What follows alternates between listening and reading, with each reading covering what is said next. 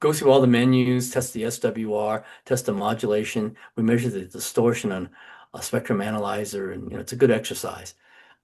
So if you guys want any of these, we put them together and we include the battery. The hardest part of this is you can't buy these with the battery because apparently you can't ship them from China with a lithium-ion battery.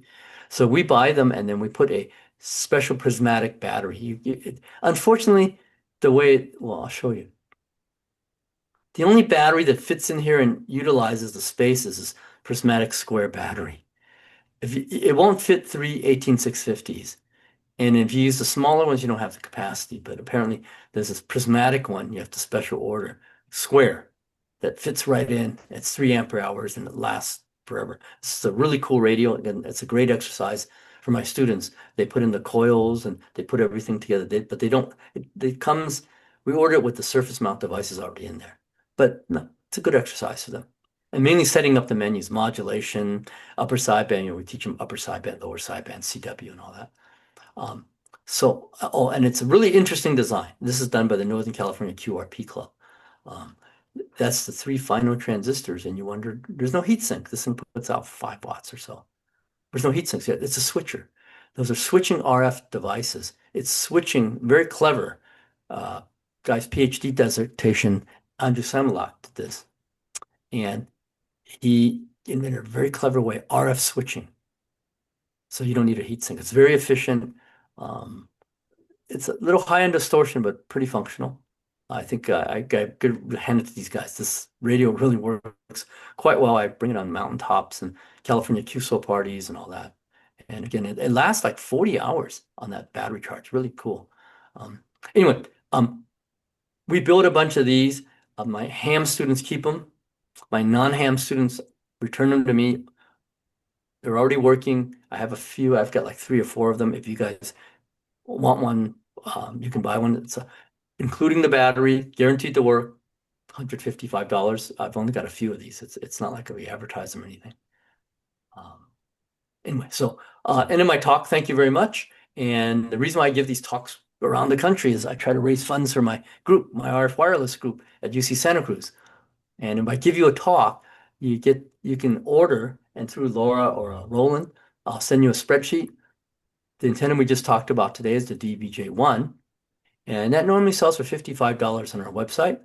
But if I talk to you as a group, you guys get it for 40 because you save on the postage and the handling and all that. Do you have time for a few questions? Oh, sure. Yeah, hang on, let me go through this real quick. The roll up, again, $60, 45. The tri-band, normally 90, it's 70. So I'll send you guys the spreadsheet and you guys just fill it out. And I can send everything in one package and you guys can distribute it. We have the gain antenna, normally 65, 45. So it really help out our group. Okay. That's how we raise our funds. Anyway, yeah, question, sure. I know Joe Decor has been waiting for quite some time. Joe, go ahead, please. Yeah.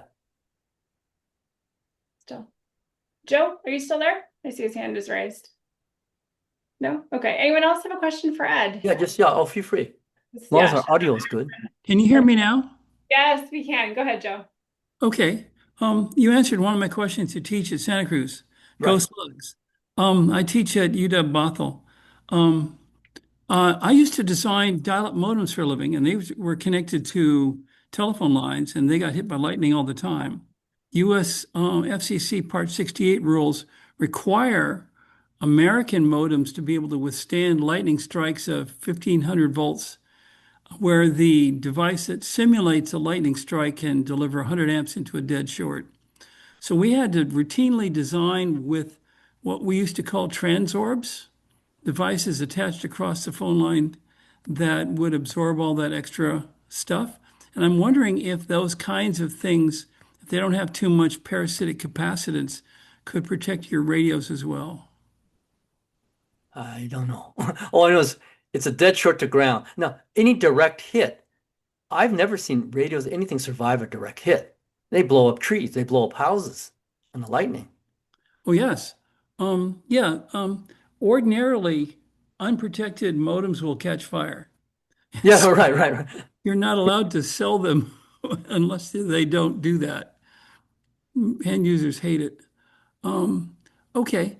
I assume that you'll be communicating with the club And so Yes, we yes, can yes. follow up in some fashion. I Yeah, was so assuming our that's right. antenna basically it's a direct short to ground, right? It's a DC Right. short to ground. Got it. And would it survive a direct hit? Not that I know of. It's not that's not the reason for it. It's just There's so if many they're jewels in lightning strikes. Yeah. right. But it you could tell it's by far exceeds any lightning arrestor, right? A Yeah. lightning arrestor is usually a gas and it shorts out after about 30, 40 volts. These Got it. J-port designs, it's a DC short all the time. You can't, Okay. I'm hard to answered. beat, right? That's hard to beat. Yeah, Ed, this is Yeah, Roland. This is yeah, Roland. sure.